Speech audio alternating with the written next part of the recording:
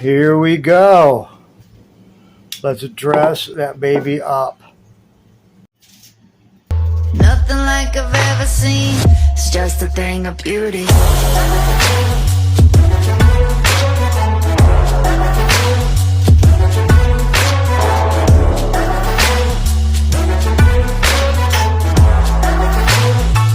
It's just a thing of beauty.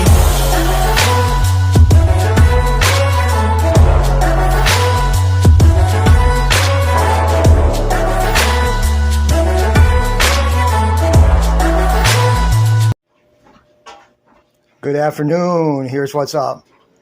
I have 1 cup of stevia. If you're not a health nut, you can use sugar. I prefer stevia. And underneath here, you can't see it, it kind of fell over.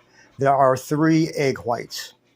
Over here, I have 3 egg yolks, 1 cup of Greek yogurt. Again, you can hardly see it because it's covered by the rice flour. You're going to have 6 tablespoons of rice flour. Again, you do not have to use rice flour. You can use plain white flour, but I don't eat that stuff either. So I kind of change this recipe up a little bit. And give me a second, I'll show you what's up.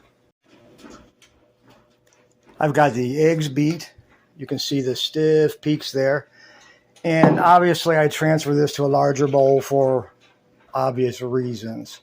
And I'm going to very gently mix these 2 together. And I'm going to put it in a spring pan.